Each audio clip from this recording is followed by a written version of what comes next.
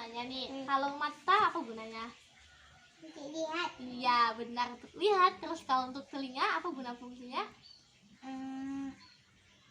Untuk Dengar. Iya, kalau tangan gunanya untuk? Tanam. Iya, coba tangan dulu. Iya. Nah, ada apa sih dengan materi kali ini? So, tetap stay tune terus ya. Bye.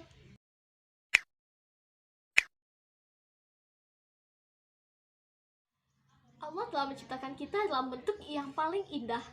Laqad khalaqnal insana fi ahsani taqwim. Tidak aku menciptakan manusia dalam bentuk yang sempurna, termasuk organ-organ kita yang mempunyai fungsi yang patut kita syukuri. Ada kayak mata untuk melihat, telinga untuk dengar, terus ada juga tangan, kaki, dan organ-organ lainnya. Tentu saja hal ini tidak terjadi begitu saja, melewati proses dan demi proses. Nah, itulah makanya kita mempelajari tentang organogenesis. Nah, apa sih itu organogenesis? Organogenesis ini merupakan organ, yaitu organ, lalu juga ada genesis, yaitu proses. Jadi organogenesis inilah proses pembentukan organ-organ. Nah, di sini mata kuliah embriologi hewan, aku sangat bersyukur sekali. Kenapa demikian? Karena dengan menambah adanya wawasan, tapi juga kita meningkatkan syukur kepada Allah SWT. Nah, untuk bagaimana pembahasan, bagaimana pembentukan indera mata, indera telinga, pembau, perasa, dan sebagainya, akan aku jelasin melalui screen recorder PPT PowerPoint yang sebelah ini. So, stay tune terus ya. Nah, sekarang kita masuk ke pembahasan kita, yaitu mengenai organogenesis. Nah, organogenesis sebagaimana kita ketahui, organ yaitu organ, sedangkan genesis adalah proses.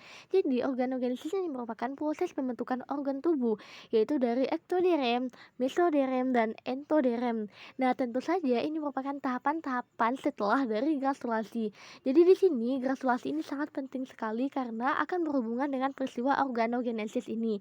Jika terjadi kesalahan pada si granulasi, maka embrio akan letal. Tentu saja organogenesis pada hewan spesies tertentu akan mengalami kecacatan pula. Nah, pada masa embrio disebut dengan fase bentuk primitif, lalu berkembang menjadi bentuk definitif, yaitu pada masa fetus, dan tentu saja mempunyai bentuk dan spesifik bagi keluarga hewan dalam satu spesies. Nah, periode organogenesis ini ada dua macam, yaitu ada pertumbuhan antara dan ada pertumbuhan akhir. Nah, apa sih itu maksudnya? Untuk pertumbuhan antara ini maksudnya itu adalah di mana si tubuh-tubuh ini menjadi terdiferensiasi dari bentuk primitif menjadi bentuk definitif yang khas atau spesies. Contohnya itu bentuk ayam, sapi, atau sama dengan tingkat berudu atau larva, dia itu hampir sama. Sedangkan untuk pertumbuhan akhir, yaitu penyesuaian bentuk definitif menjadi bentuk individu. Artinya bentuk jenis kelamin, wajah khas bagi suatu individu. Jadi ada bentuk primitif, definitif, baru menjadi bentuk ya individu, itu tahapan si akhir dari si organogenesis ini. Nah, organogenesis ini meliputi transformasi dan preferensi. Apa aja itu? Yang pertama adalah pemisahan tubuh menjadi bagian kepala dan badan. Yang kedua adalah pemisahan tubuh embrio dan selaput ekstraembrional.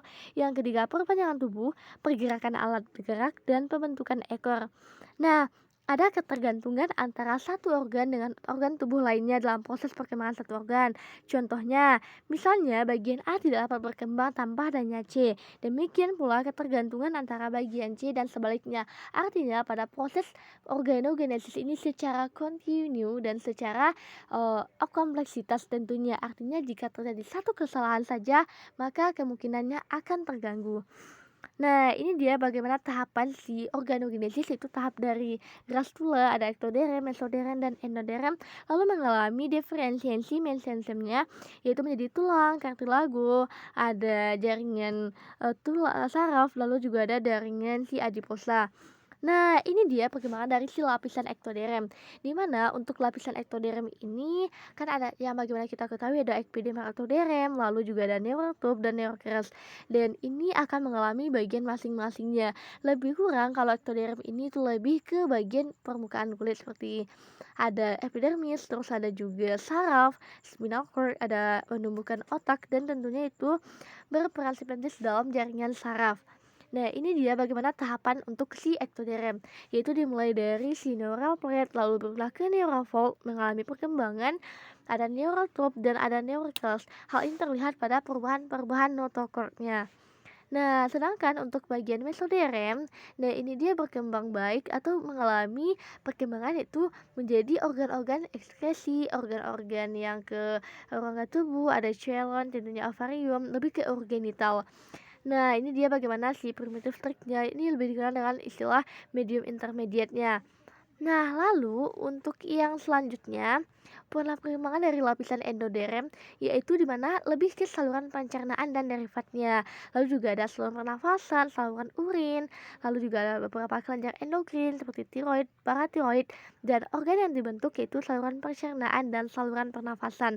Nah, lebih kurang per tahu konsep kita seperti ini, di mana organ-organisasi dasar ini ada sistem dasar, saraf, indera, sirkulasi, pernafasan. Hal ini sangat kompleks sekali. Jika terjadi kesalahan saja, maka akan berakibat fatal. Nah, tentu saja akan kita lihat pembahasan ke pemateri selanjutnya. Yuk kita simak, yuk kita lihat.